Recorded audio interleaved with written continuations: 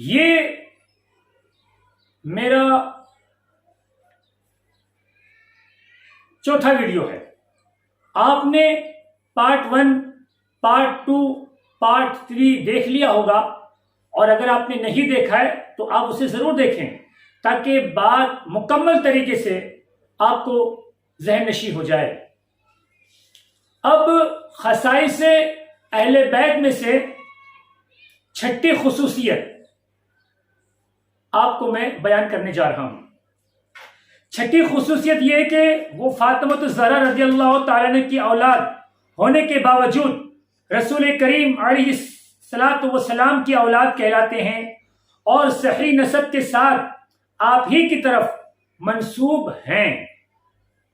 امام طبرانی نے حدیث بیان کی ہے کہ سرکار اقدس صلی اللہ علیہ وسلم نے فرمایا کہ اللہ تعالیٰ نے ہر نبی کی اولاد ان کی پشت میں رکھی،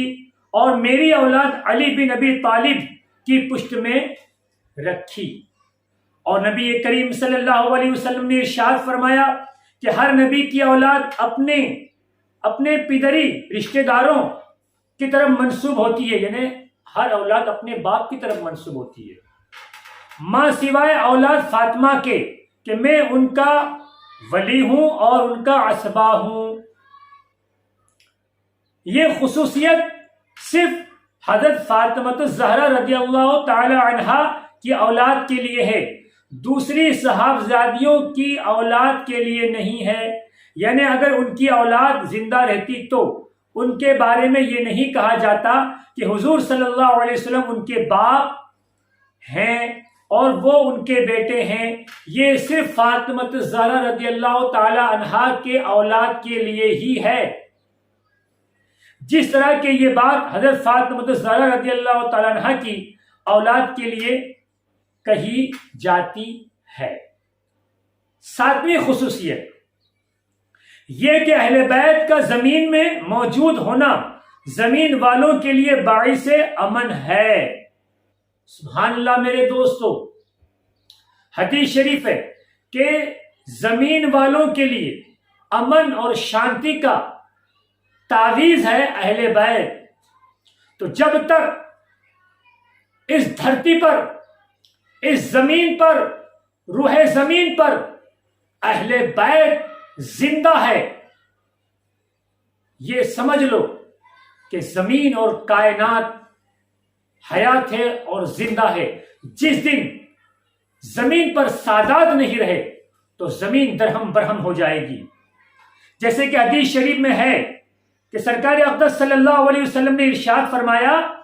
کہ ستارے آسمان والوں کے لیے باعث امن ہے، اور میرے اہل بیت زمین والوں کے لیے باعث امن ہے. اور ایک روایت میں ہے میرے اہل بیت میری امت کے لیے باعث امن ہے. تو میرے دوستو، میرے بزرگوں، امت کو چاہیے کہ اس تعویذ کو خوب سنبھال کے رکھیں، اس تعویذ کا خوب ادب کرے کہ کائنات کا تعویذ اہل بیت ہے. 8ویں خصوصیت یہ کہ وہ پہلے جنت میں داخل ہوں گے. حضرت علی رضی اللہ تعالیٰ عنہ سے روایت کرتے ہیں، انہوں نے فرمایا کہ میں نے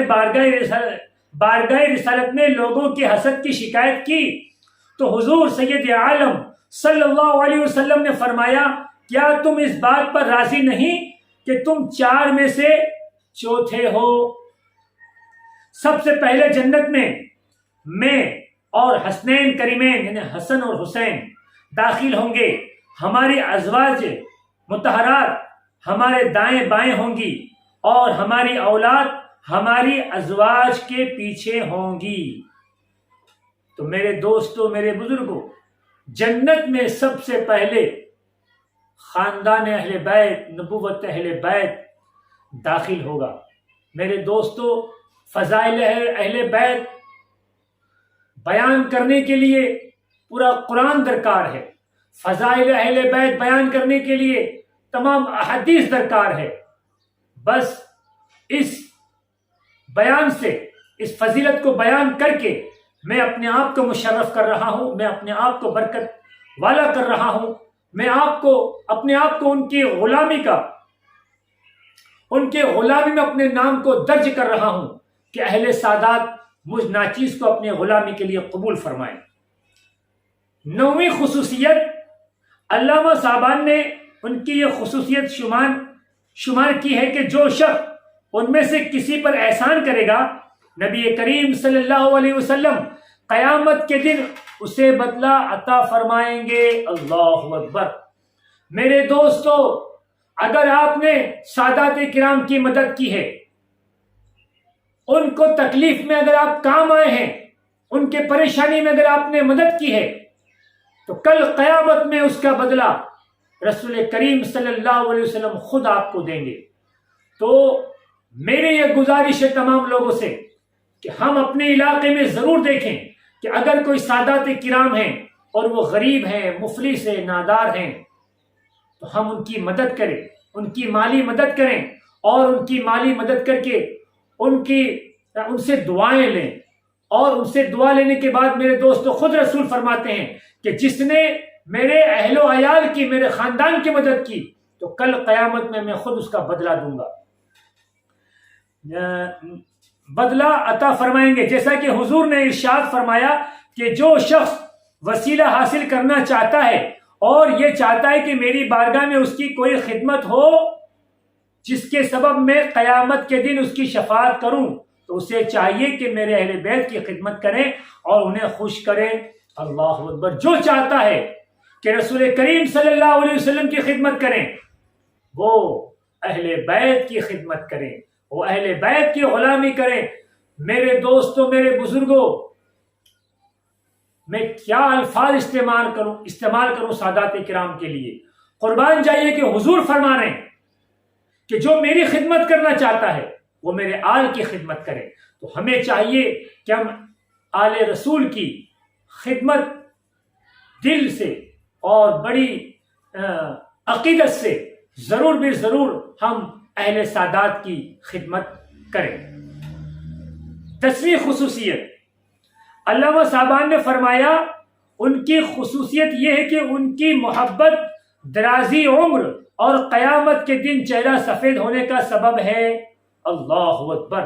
اگر تم درازی عمر چاہتے ہو، اگر تم یہ چاہتے ہو کہ آپ کی عمر طویل ہو، آپ کی عمر لمبی ہو، تو اہل بیت سے، سادات کرام سے، سیدوں سے محبت کرو۔ اگر آپ چاہتے ہو کہ قیامت کے دن آپ کا چہرہ چمکدار ہو، آپ کا چہرے پہ نورانیت ہو، نور ہو، تو اہل بیت سے محبت کرو، اور ان کا بغض اس کے برعکس اثر رکھتا ہے۔ اور اگر آپ نے دشمنی کی تو سمجھ لو آپ کی عمر کم ہو جائے گی، اور کل قیامت میں آپ کا چہرہ سیاہ ہوگا، کالا ہوگا، بدنما ہوگا۔ جیسا کہ سوائق محرقہ میں حدیث شریف نقل کی ہے کہ نبی کریم علیہ الصلاۃ والتسلیم نے فرمایا، جو شخص پسند کرتا ہو کہ اس کی عمر دراز ہو اور اپنی آرزوؤں سے بہروبر ہو، اسے میرے بعد میرے اہل بیت سے اچھی طرح پیش آنا چاہیے۔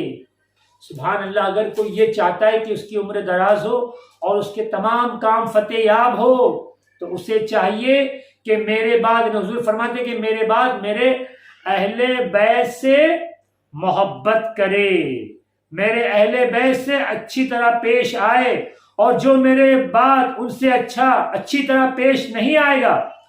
اس کی عمر قطع کر دی جائے گی، اور قیامت کے دن اس حالت میں میرے پاس آئے گا کہ اس کا چہرہ سیاہ ہوگا، بدنما ہوگا۔ جو اہل سادات سے دشمنی کرے گا اس کی عمر بھی کم ہو جائے گی، اور کل قیامت میں اس کا چہرہ بھی بدنما ہوگا۔ تو میرے دوستوں، میرے بزرگوں، میں نے اہل بیت اطہار کے 10 خصوصیات آپ حضرات کے سامنے پیش کر دی ہے، اور اس میں نے آج کل جو ماحول چل رہا ہے اس کو بھی میں نے کچھ آپ لوگوں کے سامنے پیش کیا ہے۔ میں خاص حقیقی جو سادات ہیں ان کے سامنے میں مؤدبانہ انداز میں اور مخلصانہ اور غلام کی حیثیت سے میں یہ بات عرض کرتا ہوں کہ مجھے بولنے میں اگر مجھ سے کوئی مبالغہ ہو گیا ہو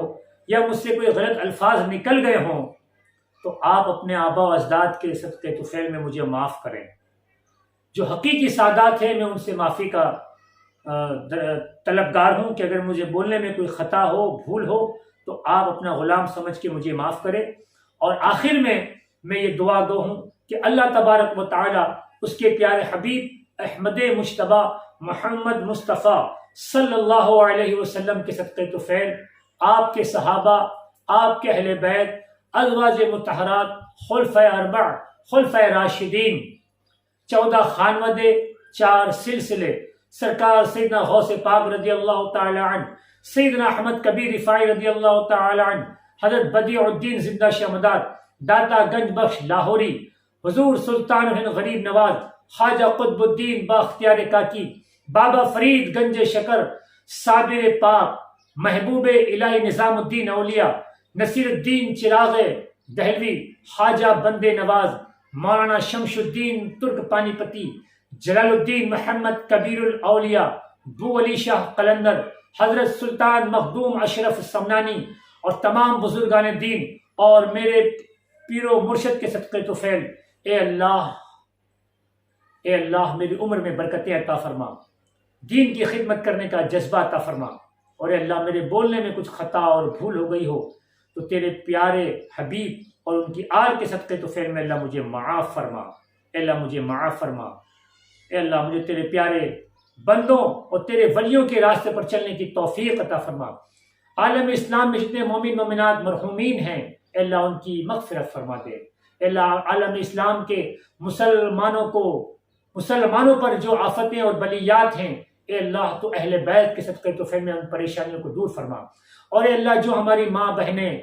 جن کی اولاد نہیں ہے تو اے اللہ اہل بیت کے صدقے طفیل میں ان کی گود ہری بھری کر دے، اے اللہ جن کے کاروبار میں خیر و برکتیں نہیں ہیں اللہ ان کے کاروبار میں خیر و برکت عطا فرما دے، جن کا کاروبار بند ہے اللہ ان کے کاروبار میں خیر و برکت عطا فرما دے، اے اللہ سچائی پہ چلنے کی توفیق عطا فرما، تجھے فضل کرتے نہیں لگتی بار، نہ مایوس تجھ سے امیدوار۔ اللہم صلی علی سیدنا محمد وعلی آل سیدنا محمد طب القلوب ودوائها وعافیة الابدان وشفائها ونور الابصار والضیاء دائما ابدا برحمتک یا ارحم الراحمین۔